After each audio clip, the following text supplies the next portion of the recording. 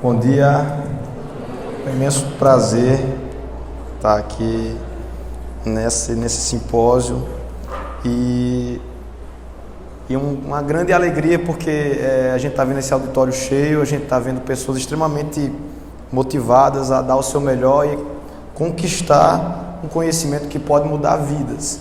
Isso aí talvez seja a maior preocupação que a gente tem aqui, é conseguir passar alguma coisa que pode parecer pequeno agora, mas que quando aliado a outras ferramentas será capaz de gerar um impacto muito grande numa comunidade. E a gente acredita que cada um aqui tem uma missão que Deus vai separar para fazer e ser relevante com o nicho que você tiver de atuar, quer seja educador físico, cirurgião vascular, profissionais de múltiplas áreas. Então, mesmo rouco, eu gostaria de agradecer a comissão, a comissão organizadora desse evento e também, em especial, a Luciane Coelho, que nos fez esse convite e nós prontamente aceitamos. Então, nosso tema basicamente é falar sobre como reconhecer uma doença vascular. Temos 30 minutos para fazer isso, é um grande desafio, eu espero que esse título não seja uma fake news. Eu declaro não ter nenhum conflito de interesse com essa apresentação. E gostaria de começar a minha palestra com essa citação de Rubem Alves. Quero desaprender para aprender de novo, raspar as tintas com que me pintaram, desencaixotar emoções, recuperar sentidos. Às vezes, para a gente aprender alguma coisa, a gente tem que desaprender primeiro. Talvez alguns conceitos, algumas coisas que a gente carrega na nossa prática diária tenham sido construídos de forma, forjados de forma, às vezes até inadequada, às vezes foram conhecimentos que foram passados de forma incompleta e aquilo ali foi construindo um alicerce um pouco vulnerável a algumas coisas. Então muitas vezes a gente precisa trazer de volta para o começo, para voltar e depois construir um novo pilar para alcançar o que a gente quer. E o cenário hoje na cirurgia vascular é basicamente esse, amigos. Nós temos uma grande instrumentalização diagnóstica, nós temos uma acessibilidade limitada a novas tecnologias, e nós temos grandes retardos no reconhecimento de diversas doenças. Infelizmente, muitos pacientes cardiovasculares só vão ser reconhecidos e tratados quando já tem a complicação máxima, quando já tem o espectro máximo da expressão clínica da sua doença. E isso aí se deve em grande parte a essa dificuldade. Muitos instrumentos, o acesso a esses instrumentos é difícil, eles são caros, não é tão fácil dar diagnósticos e conduzir esses pacientes. E o nosso desafio é exatamente esse: como nós podemos reconhecer as principais doenças vasculares sem instrumentos, quer dizer, usando apenas o nosso senso clínico e o que a gente tem na mão. Essa realidade é a mesma que nos possibilita reconhecer sutilezas. Nesse caso, nós temos a mesma mulher sorrindo em duas situações diferentes. Em apenas uma delas, essa mulher está sorrindo de verdade. Na outra, ela não está sorrindo, é um sorriso falso. Não é tão fácil reconhecer, mas apenas a segunda mulher é a que está sorrindo de verdade, é o sorriso de Duchenne. A outra está sorrindo de forma social. E isso se deve à contração do músculo zigomático maior e do orbicular do olho, que dão uma sensação de leveza e de pés de galinha, que frequentemente são negligenciados por uma pessoa corriqueira, mas para um perito em sinais é capaz de ser visto. E observe que para isso eu não precisei usar nenhum medidor, nenhum aferidor, simplesmente o meu olhar foi capaz de reconhecer. E é isso que a gente quer fazer com o estudo dos sinais. Nós queremos usar os sinais, aqueles que estão evidentes, estão patentes diante de nós, para reconhecer essas doenças vasculares. E na cirurgia vascular, a gente conta basicamente com 3 grandes ferramentas desse exame clínico, dessa semiologia. A anamnese, que é aquilo que o paciente me fala, a história que ele me conta acerca da doença dele. A inspeção, que é aquilo que eu enxergo, aquilo que eu vejo. E a palpação, Existem outros elos, existe a percussão, a ausculta também no exame físico, mas de forma muito patente, nós da cirurgia vascular, apesar de fazermos também essas outras manobras, entendemos que a inspeção, o olhar e a palpação são duas ferramentas assim que nós usamos de forma muito significativa. E para fazer uma entrada bem rápida nesse panorama, eu queria trazer, a gente está falando de doenças circulatórias, e às vezes a gente não lembra o que é que pode, de forma bem elementar, de forma bem nuclear, significar circulação. Circulação tem dois radicais, círculo e ação. Círculo, a forma geométrica, círculo, algo que não tem fim, ele começa e termina no mesmo ponto, e ação diz respeito ao movimento. Então é exatamente essas duas coisas que nós consideramos, e nós vamos dividir essa circulação em três grandes áreas: a circulação arterial, aquela que deixa o coração em direção à periferia, e também o retorno venoso e linfático, que seguem no sentido contrário e fecham assim essa cadência desse ciclo. Importante que a gente considere que nessa circulação a gente sempre tem que trabalhar com saldo igual a zero. Quer dizer, o que entra menos o que sai tem que ser igual a zero. Se for diferente de zero, temos uma doença. Se for negativo, tem menos entradas e tem mais saídas. A gente vai ter uma doença, uma disfunção. E se a gente tiver excedente, nós vamos ter uma disfunção também. Nós veremos isso adiante. Isso nos permitirá, consequentemente, classificar o nosso paciente como portador de duas grandes síndromes. Vejam que coisa boa. Eu não estou falando aqui de 1 milhão de doenças. Eu não estou falando aqui de uma série de síndromes complexas, com epônimos, difíceis de lembrar. Eu estou agrupando os meus pacientes em dois grupos. Ou meu paciente vascular periférico vai ter uma doença arterial, isquêmica, em que o sangue não chega, ou esse meu paciente vai ter uma doença venolinfática, em que há uma grande congestão, um excesso de líquidos ali. E a gente vai começar com a síndrome isquêmica, que é quando o sangue não chega. Para isso a gente vai começar com uma classificação, que ela é isquêmica, tudo bem, mas ela é aguda ou crônica. Começou quando? De forma imediata, em minutos, em horas, ou isso é uma coisa que já tem meses, anos de evolução? Nós vamos começar com as doenças crônicas pela prevalência. E para isso a gente vai começar com a síndrome isquêmica crônica, também conhecida como doença arterial periférica. De imediato, algumas informações elas saltam aos olhos da gente quando a gente vai ver esse paciente. Nós vamos considerar o quê? Se é uma doença crônica, se ela vai evoluir ao longo de muitos anos, eu espero que esse paciente seja um paciente mais idoso, uma vez que ele precisa de tempo para desenvolver a doença. Então, essa doença acomete pacientes mais velhos. Comorbidades como a pressão alta e a diabetes e também o tabagismo, tão frequentemente elencados porque essa doença ela tem relações diretas com a aterosclerose, com a produção de placas no interior de vasos que vão culminar em obstruções ao fluxo sanguíneo. E um dos sinais mais precoces dessa doença é exatamente a claudicação. Na medicina, poucas coisas são patognomônicas. Poucas coisas a gente pode dizer, isso daqui eu tenho certeza que é isso. Mas na medicina nós podemos dizer que a claudicação intermitente é um sinal patognomônico de doença arterial periférica. Quando o paciente tem esse sinal clínico, ele tem doença arterial periférica, ele tem isquemia crônica. Isso vai gerar uma diminuição do pulso e as alterações clínicas que nós veremos a seguir. A história natural da doença é exatamente essa. Começou a placa a se formar, o fluxo diminui, aí vai progressivamente havendo a história natural. O paciente começa a ter dor nas pernas quando começa a andar. Essa dor evolui para uma dor intensa em repouso e posteriormente ele desenvolve as lesões tróficas, que são rarefações de pelos, necroses, que nós veremos.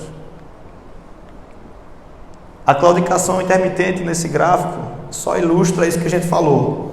O paciente está bem, não tem dor, começa a usar o membro, demanda metabólica aumenta, só que o aporte, a oferta arterial desse membro não pode mais ser alcançada, uma vez que existe uma placa impedindo, e os mecanismos compensatórios não foram suficientes para ofertar àquele membro a resposta sanguínea que ele precisa para aquele estado metabólico atual. Isso vai gerar uma dor intensa, no sentido de diminuir de forma forçada esse metabolismo.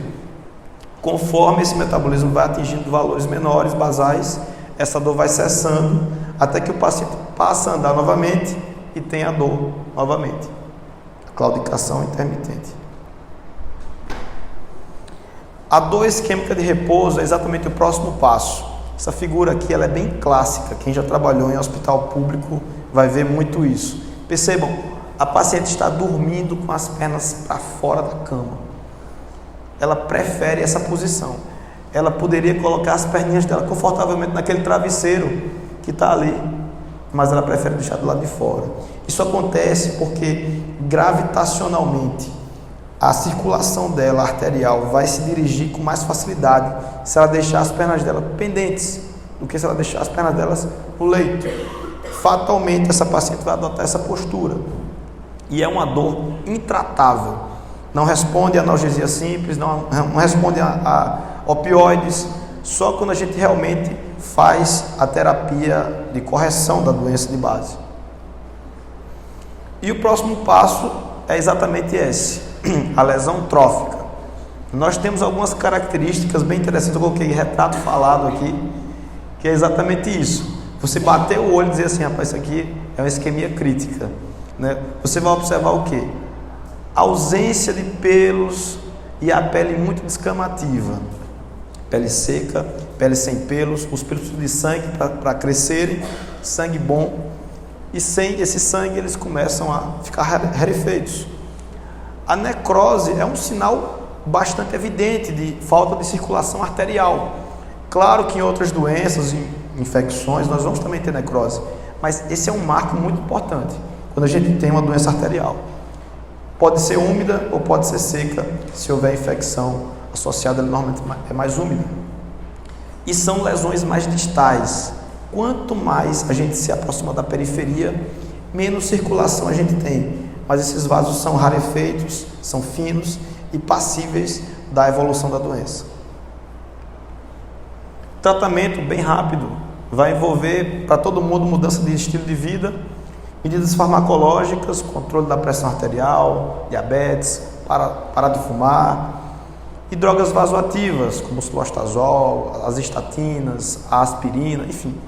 Em casos graves, a gente vai ter que revascularizar, vai ter que fazer algum procedimento para devolver a circulação arterial desse membro, quer seja através de uma ponte ou quer seja através de angioplastia. E aí a gente parte para outro hemisfério dentro das síndromes arteriais. A gente vai ter as chamadas isquemias agudas. Enquanto na isquemia crônica a gente teve um processo aterosclerótico que foi se formando ao longo de muito tempo, nós temos agora uma obstrução aguda do fluxo arterial. De imediato, 90% dessas obstruções, elas vão ter ou origem embólica, né, cardíaca, não dá para ler bem aí, ou então de uma aterotrombose, quer dizer, o paciente já tem uma placa prévia, essa placa sofreu algum tipo de úlcera, né, o fluxo sanguíneo, às vezes a cápsula fibrosa que reveste a cápsula, a placa de gordura, ela rompe e expõe a matriz gordurosa no interior dela, aquilo ali dá início a uma reação de coagulação local. E aquilo ali gera uma obstrução a montante, né, desse fluxo sanguíneo. Uma isquemia aguda.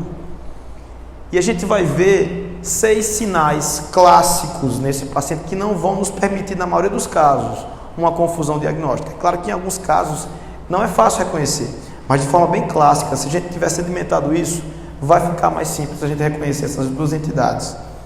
O paciente que tem obstrução aguda da circulação, ele vai se queixar de dor naquela hora, porque não houve preparação, não houve tempo de criar uma circulação colateral para que ele pudesse se preparar para uma isquemia. Ela simplesmente aconteceu sem aviso. Então ele vai ter dor, ele vai ter também a palidez pela falta de suporte arterial, que posteriormente vai evoluir com cianose se nada for feito. A paralisia e a parestesia são devido ao comprometimento dos nervos, a isquemia neurológica dos nervos periféricos. Poiquilotermia quer dizer frialdade, o membro vai ficar frio quando você compara do outro lado. O membro gelado e o membro quente. O membro gelado está sem sangue. E a ausência de pulsos é uma expressão clínica que denota a falta de circulação arterial. Esse daqui é um exemplo, na prática, de uma isquemia mais avançada. A gente consegue perceber claramente uma diferença na coloração, na inspeção desse membro. Ele tem uma pele marmorizada, que a gente chama de livedo reticular. Já com cianose, na arteriografia a gente pode confirmar que a artéria femoral superficial, na transição com a poplítea, tem um trombo que não permite que o sangue chegue lá embaixo. Tratamento, a gente costuma dizer que 6 horas, por muito tempo se falou que era um tempo chave para você dizer que vai ter que revascularizar, fazer alguma coisa para esse paciente sair dessa condição antes que algo pior aconteça. Mas hoje a gente já sabe que esse tempo é relativo. 6 horas pode ser muito, 6 horas pode ser pouco também, pouco tempo. Tudo vai depender de muitos fatores. Se o paciente já tem uma colateralização boa, se o paciente tem mais de uma artéria supridora, uma série de contextos vão me nortear melhor. Tem uma escala, que é a escala de Rutherford, que vai me permitir estratificar esse paciente, um paciente que é candidato ao salvamento do membro, em que eu vou fazer uma tromboembolectomia, vou tirar esse trombo, vou fazer uma ponte de urgência para contornar o trombo, ou então eu vou fazer de forma percutânea a punção da artéria e injetar um trombolítico que vai destruir aquele trombo, vai lisar ele. Ou então, quando a isquemia já é muito avançada, que eu sei que não tem mais como salvar aquele membro, eu vou fazer uma cirurgia de amputação, para salvar pelo menos a vida do paciente. E a gente vai falar agora das síndromes congestivas, que é um contexto em que o sangue chega bem, mas ele não sai da perna. A gente vai novamente definir se é uma doença aguda ou crônica, dependendo de como ela se instalou. Se a doença se instalou de forma aguda, em horas, em dias, a gente vai pensar em etiologias tais. Se é uma coisa mais arrastada, insidiosa, nós vamos pensar em outras etiologias, começando pela insuficiência venosa crônica, as varizes. Quando a gente vê uma perna dessa, cheia de varizes, o paciente chega dizendo que tem dor, uma dor cansada na perna. Existe muita coisa por detrás dessas dores, dessas varizes, desse edema, que começam de forma micro, né? Antes da gente pensar na macro. Elas vão começar com bases moleculares, alterações de colágeno, alterações estruturais na composição desses vasos, né, venosos, né? Juntamente com um ambiente favorável. Essas condições vão favorecer a uma dificuldade no retorno venoso e a desenvolvimento da chamada hipertensão venosa mantida. Essa pressão venosa permanece em regimes ambulatoriais altos por muito tempo. Isso vai gerando alterações inflamatórias nas células que dependem dessa drenagem venosa que não está acontecendo de forma satisfatória. De forma que a gente vai ter tanto os sinais, que são aqueles que nós observamos, como os sintomas, que são aqueles que o paciente refere, dos mais diversos. Cordões varicosos, edema e alterações cutâneas são aqueles mais importantes na prática clínica. Mas o paciente também nos diz que tem dor, sensação de peso, cãibras. E duas características bem marcantes nessa doença que nos permite ter um refinamento diagnóstico é a gente perguntar ao paciente se o cansaço, a dor dele piora à noite ou no final do dia, depois que ele já exerceu as atividades dele, as profissões, as atribuições dele. Normalmente eles têm sim mais cansados nesses horários. E é curioso também o fato de que a deambulação faz ele melhorar, porque a contração da panturrilha impulsiona a bomba musculovenosa, impulsiona o retorno venoso. Então é diferente da claudicação intermitente, é diferente da doença arterial crônica, que piora quando o paciente anda, ele para de andar porque dói. E isso, juntamente com a classificação CEAP, a classificação que a gente unificou, critérios clínicos, etiológicos, anatômicos e patológicos, vai nos permitir ter um panorama geral desse paciente e como conduzir. E aí falar sobre a hipertensão venosa e esse background venoso. Quer dizer, você olha para uma perna dessa e você já tem pelo menos uma noção dessa doença ser arterial, ou ela pode ser até mista, mas alguma coisa venosa ela tem. Então você consegue observar a dermatite ocre, essa coloração acastanhada que fica na região da perna, normalmente do meio da perna para baixo, normalmente não ultrapassa o joelho. A lipodermatosclerose, que é uma pele escleroatrófica decorrente de múltiplos processos inflamatórios que aconteceram ali. A atrofia branca, que é uma cicatrização e que é um marcador de doença avançada. A corona flebectásica, que é varizes satélites que ficam próximo do maléolo, e a úlcera venosa, que é certamente um dos marcos mais importantes do desfecho dessa doença. Normalmente acomete o maléolo interno, pode acometer também o maléolo externo, mas 80% a 70% são na parte interna da perna. O tratamento vai ser derivado de terapia compressiva, os exercícios para fortalecer essa musculatura, controle do peso, medidas posturais para melhorar a drenagem postural, e em alguns casos a intervenção será necessária também. Eu coloquei essa terapia com espuma, nós defendemos bastante essa bandeira, e a versatilidade dela em todos os estágios da doença nos permite acreditar que é um tratamento bastante significativo. As doenças agudas também, venosas, também nos preocupam bastante, E essa concepção de trombose é uma coisa que a gente já tem bem fundamentada desde o século XVIII, Esse doutor aqui, Vichel, ele idealizou essa tríade aqui, que fala sobre as 3 causas de trombose, não tem uma quarta, é 3, ou então é a relação delas que vai gerar uma trombose. O paciente que tem trombose, tem estase sanguínea, tem lesão endotelial e tem hipercoagulabilidade. Isso aqui é o protótipo de um paciente cirúrgico. O paciente que operou agora, fez uma laparotomia, está deitado numa cama, ele não está se movendo, ele tem estase. Na hora que cortou a barriga, o doutor teve que ligar um bocado de vaso, traumatizou vasos, teve sangramento, lesão endotelial. O paciente que tem uma resposta inflamatória aguda da cirurgia tem hipercoagulabilidade. Então esse paciente ele tem todo o background para ter uma trombose venosa profunda, e a gente tem que observar isso porque a gente vai encontrar esse paciente. E os sinais são 2 clássicos da trombose. O edema, que é unilateral e é mole. Você vai ver um edema mole quando é um edema que se instala de forma rápida, não é aquele edema fibroelástico que se acontece naquelas doenças de evolução mais longa. É agora. Trombose dá um edema mole. E a dor, que é de instalação aguda, limitante e que cursa com empastamento, que é uma diminuição da mobilidade da panturrilha. 2 sinais clínicos são muito importantes. O sinal de Romans, o Romans e o sinal de bandeira. Eles têm uma sensibilidade relativamente baixa, mas quando você soma isso com outros aspectos clínicos e semiológicos, você vai ter uma acurácia muito significativa, na casa de 88%. Então, o sinal de Romans é quando você faz a dorsiflexão do pé e o paciente refere dor na panturrilha. O sinal de bandeira é quando você faz a palpação dos ventros musculares da panturrilha e compara com o outro lado e só há dor naquele que está positivo para a trombose.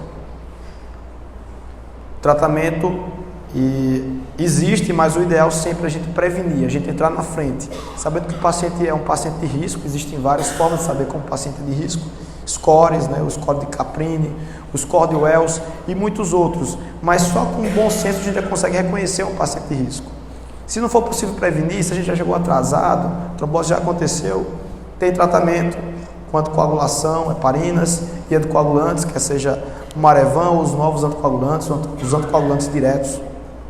Terapia compressiva para diminuir a síndrome pós-trombótica, que é um contexto em que o paciente desenvolve insuficiência venosa crônica depois de uma insuficiência arterial, e também a mobilização precoce, quando o paciente começa a ter uma diminuição dos sintomas.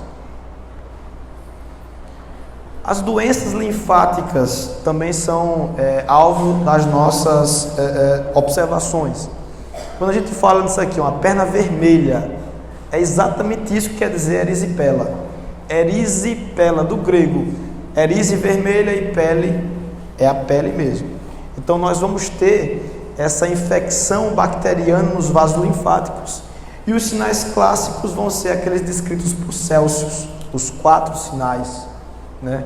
Calor, rubor, tumor e dor. Quinto seria a limitação funcional. Mas de forma bem clássica, eu não preciso nem colocar a mão aí para saber que essa perna está quente. Assim como eu não preciso colocar minha mão no vulcão para saber que ele também está quente. Eu sei que está vermelho, está inchado, dói. Então, tudo isso são marcadores clínicos que num slide a gente consegue reconhecer. E o tratamento vai ser através de antibióticos, medicamentos que vão melhorar a circulação para não ficar tanto líquido acumulado naquele vaso linfático. Corticoides são ferramentas valiosíssimas também, tem que ser usadas com cautela, uma vez que podem, se usadas demais, gerar algum grau de imunossupressão, mas tem uma contribuição muito grande a dar. Aqui, diferentemente das doenças agudas, venosas agudas, né, trombose, a gente vai preferir usar as compressões inelásticas. A bota de Unna é uma ferramenta formidável que melhora muito, inclusive na fase aguda, quando o paciente começa a remanescer, o uso dela começa a melhorar, associado, obviamente, às drenagens linfáticas, quando o paciente já tem condições para isso. E aqui a gente tem 5 lesões distintas, cada um com a etiologia, e que pode nos falar. Vou falar aqui para vocês. Essa primeira lesão aqui tem 2 pés, tem um pé preto e um pé, na verdade preto não, um pé azulado e um pé completamente rosa. Essa doença é uma doença arterial aguda, é uma oclusão arterial aguda. Percebam que não há necrose ainda, há um suprimento arterial diminuído de forma abrupta. Então, esse paciente certamente ele ou teve um êmbolo no coração que desgarrou do coração, né, uma arritmia que saiu de lá e foi para uma artéria periférica importante, ou então esse paciente teve uma ulceração de uma placa local que gerou uma trombose in situ, como a gente diz, e aí o suprimento arterial foi cortado de forma imediata. A segunda, a gente tem o que? Tem ali dermatite ocre, tem ali flebectásias, a gente tem ali uma úlcera hipervascularizada. Tudo isso aí nos faz acreditar que ele tem uma doença venosa crônica. A complicação máxima das varizes. Aquele paciente terceiro ali, uma perna fina e uma perna grandona. E percebam que é um edema duro. Você não consegue ver, é um edema mole. Você não consegue ver aquele aspecto fibroelástico, aquelas dobrinhas que normalmente os pacientes que têm edema crônico têm. É um edema liso, você consegue ver o reflexo da luz nele, sugerindo que o paciente tem uma trombose venosa profunda. Ele pode ter outras doenças também. Você pode ter, por exemplo, uma doença arterial que gerou uma síndrome compartimental nisso daí, e ele tem uma. Mas quando você bate o olho, você já tem que ter pelo menos algumas hipóteses diagnósticas. Na limitação dessa exposição, nós pensamos que esse paciente possa ter uma trombose venosa profunda. Abaixo a gente vai ter uma necrose de 2 dedinhos, sugerindo exatamente as lesões distais, rarefação de pelos. O paciente já tem alterações ungueais, que sugerem que ele tem uma isquemia arterial crônica. E por fim, a erisipela, ali uma alteração vermelha na pele, associado ao edema. A gente consegue ver uma certa assimetria de uma perna para outra, e a gente só com olhar, sem conversar com o paciente, a gente não sabe nem o nome dele, a gente já tem pelo menos um norte para seguir e para poder conduzir o nosso paciente.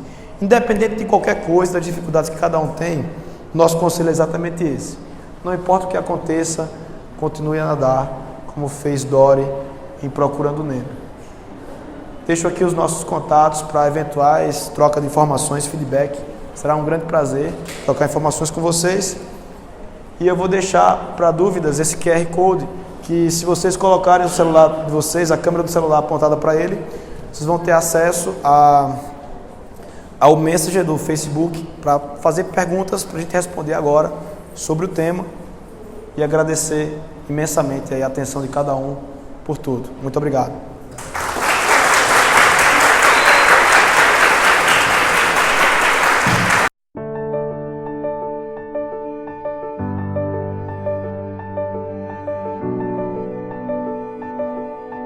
cirúrgica, cirurgia vascular, geral e outras especialidades cirúrgicas também.